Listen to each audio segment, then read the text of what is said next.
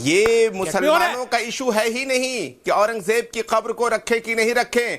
मैं आपको बता दूं कि ताजमहल यूपी में है, कब तोड़ने के लिए जा रहे हैं? ये यूपी का ताजमहल क्यों तोड़ना है ताजमहल? नहीं, आप क्यों चाहते हैं कि ऐसी चीजें हो? क्यों तोड़ना है Taj Mahal? Taj Mahal visuals on air. क्यों तोड़ना है ताजमहल? अगर क्यों तोड़ना है ताजमहल? नहीं, मैं नहीं चाहता हूं। नहीं, क्यों तोड़ना है ताजमहल? नहीं, आप पूछ रहे कब जा रहे हो तोड़ने? Why are you inciting people? Don't incite people. आप इतने बड़े प्रोफेसर हैं, why are you incite? I denounce this professor साहब, डोंट इंसाइट पीपल। देखिए मेरी बात सुनिए जुनैद अहरे साहब, आपसे मैंने उस दिन भी पूछा था, दोबारा पूछ रहा हूं। नूह में, महू में, नागपुर में क्या हुआ? आप मुझे नागपुर पे आ जाइए, चलिए क्या हुआ नागपुर में? 2-2:30 बजे औरंगजेब के खिलाफ आंदोलन हुआ, प्रोटेस्ट हुआ, पीसफुल प्रोटेस्ट, मच्छर भी नहीं मारा गया। समझ रहे हैं आप? Metaphorically speaking. 7:30 बजे ये कौन से औरंगजेब के चहीते आ गए जो उस आंदोलन के खिलाफ उन्होंने नागपुर का वो पूरा महाल वाला एरिया जला दिया? ये कौन से औरंगजेब के चहीते हैं जो प्रोटेस्ट होती है औरंगजेब के खिलाफ, उसकी कब्र के खिलाफ, पीसफुल, संवैधानिक तरीके से पीसफुल? आप 7:30 बजे पूरे उस इलाके में आग लगा देते हैं और आप कह रहे हैं आपकी ताजमहल गिरा दो। व्हाट इज दिस प्रोफेसर साहब? आपको प्रोटेस्ट करनी है, प्रोटेस्ट कीजिए। आग जलाने की अनुमति कौन सा संविधान देता है दुनिया में? सुनिए, मैं आपको प्लीज सुनाइए, सुन लीजिए। मैं आपको एक चीज बता रहा हूं। जी बताइए। सबसे बड़ी बात यह कि प्रोटेस्ट अगर होना चाहिए तो एएसआई और गवर्नमेंट के खिलाफ होना चाहिए। इसका मुसलमानों से कुछ लेना देना नहीं है। आप किसी मस्जिद के करीब जाकर के प्रोटेस्ट करना चाहते हैं, क्या मीनिंग है? नहीं, मस्जिद के करीब कहां गए? और नंबर 2, मस्जिद के करीब कहां गए? मामले में मस्जिद के करीब कहां गए? नहीं, मस्जिद के करीब कहां गए सर? मस्जिद के करीब ना गए, मस्जिद के करीब नाम कहना है Mhow Madhya Pradesh visuals also. Junaid Harris साहब को भी अनुराग भदौरिया वाला मिसकंसेप्शन हो गया है सर। महू मध्य प्रदेश में सड़क पे चल रहे थे तिरंगा लिए। महू मध्य प्रदेश के विजुअल्स लाओ डायरेक्टर अनिल। महू मध्य प्रदेश में तिरंगा लिए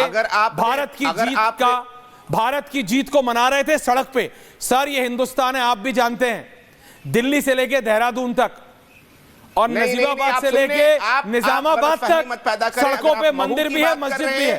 तो महू के अंदर सर सड़क पे महू की बात अगर आप भी आएगा, तो मस्जिद महू भी के अंदर लोग तरावी की नमाज पढ़ रहे थे और हम जब हमारा मुल्क जीतेगा तो हम सब शरीक हैं उस खुशी में, जितना जश्न मनाया जाए वो कम है। लेकिन ये बताइए, मस्जिद के करीब से गुजरते हुए जय श्री राम के नारे लगाना और उसके बाद मस्जिद के अंदर बम फेंकना, ये क्या माना रखता है? ये जश्न है या फसाद है? आप इसको बताइए। जश्न में हम भी शरीक हैं और हम चाहते हैं कि हमारा कहां है? मैं यही तो पूछ रहा हूं, पूरी तरह से जश्न सर मैं यही तो पूछ रहा हूं, कहां है जुनैद हैरिस साहब? 11 बजे रात मैं आपकी ये बात मान लेता हूं जुनैद हैरिस साहब, आपने बोला। अब आप मेरे को 30 सेकंड सुनिए, सतीश जी आ रहा हूं, अब आप मेरे को सिर्फ 30 सेकंड सुनिए जी। आपने कहा सड़क पे जा रहे हैं जय श्री राम के नारे। सड़क पे, सड़क तो सबकी है। अगर कल कोई दूसरे समाज का दूसरा समाज, सुनिए, नहीं, आपने बोला, मैं चुप रहा। Give me 30 seconds now on my own show, I am asking you very politely.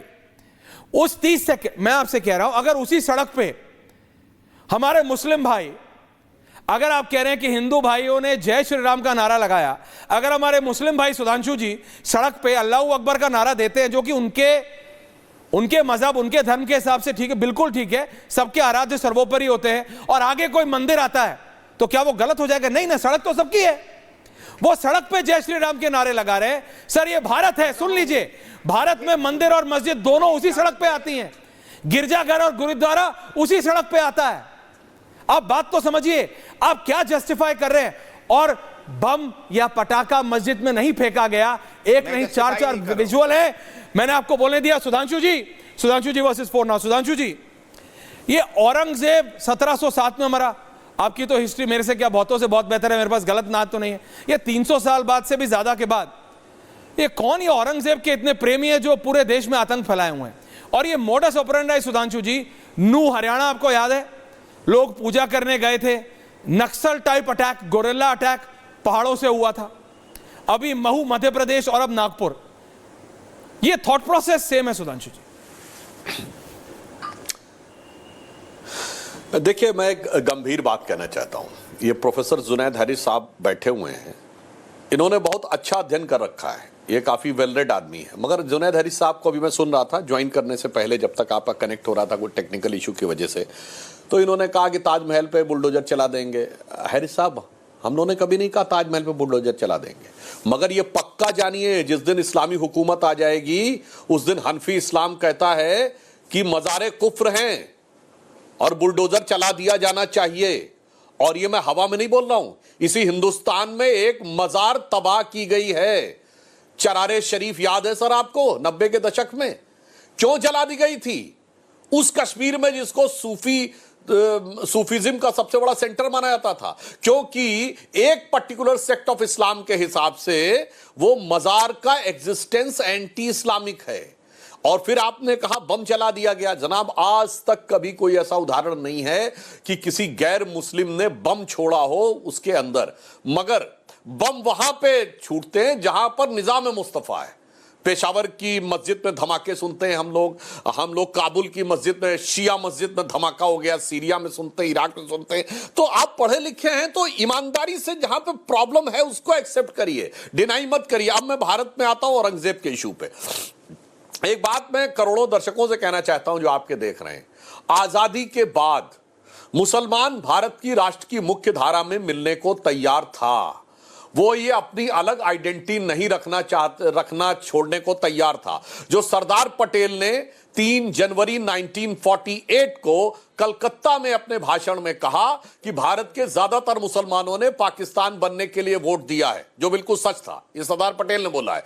परंतु मैं नहीं मानता कि एक दिन में दिल बदल गया। पर अब पुरानी बात छोड़ो, अब ये मत कहो कि मुझे अलग आइडेंटिटी चाहिए, अलग हमें मुकाम चाहिए, हमें अलग कानून चाहिए। देश के साथ मिलकर कैसे काम कर सकते हो इस पे देखो। और अब मैं उदाहरण देना चाहता हूं, 1961 तक सुन्नी सेंट्रल वक्फ बोर्ड राम मंदिर के मामले में पैरोकार ही नहीं था, क्योंकि के मोहम्मद ने लिखा है कि मुस्लिम समाज का एक बड़ा तबका मानता था कि हमें इन चक्करों में नहीं पड़ना चाहिए। जो हिंदुओं के लिए राम मंदिर का महत्व है, मुसलमानों के लिए उस सो कॉल्ड बाबरी मस्जिद का कोई खास महत्व नहीं है। मगर किसने भड़काया? सेकुलरिस्टों ने और कम्युनिस्टों ने। यह किस मुसलमान ने मांग की थी वक्फ बोर्ड की? जब 54 में नेहरू ने किया है, मेरे विचार से एक मुस्लिम नहीं दिखा सकते जिसने कहा हमें वक्फ बोर्ड चाहिए। नेहरू ने कहा हम देंगे, चिंता मत करो। मदरसे की अलग मांग किसी मुस्लिम ने नहीं की, नेहरू ने कहा हम देंगे, तुम चिंता मत करो। फिर इंदिरा गांधी आई, उन्होंने कहा लो हम उससे ज्यादा देंगे तुमको, लो हम मुस्लिम पर्सनल लॉ बोर्ड बना देंगे। फिर उसके बाद राजीव गांधी आए, अरे कल लो शाहबानो केस में हम शरिया को ऊपर कर देंगे। और मैं बताना चाहता हूं, जब आजादी मिली तो मैं क्यों कहना चाह रहा हूं, अभी वो कह रहे थे कि जय श्री राम का नारा लगा दिया मस्जिद के आगे तो भावनाएं हाथ हो गई। मैं लाखों दर्शकों से कहना चाहता हूं, बड़ा पुराना प्रसिद्ध गीत है, मन तड़पत हरि दर्शन को आज, मोरे तोरे बिन बिगड़े सगरे काज। शुद्ध भजन है ना। मैं दर्शकों से कहता हूं जाके देखिए किसने गाया है, मोहम्मद रफी ने। लिखा किसने है? शकील बदायूनी ने। और किसने इस पे संगीत दिया है? नौशाद अली। जनाब, वहां तो कोई समस्या नहीं थी।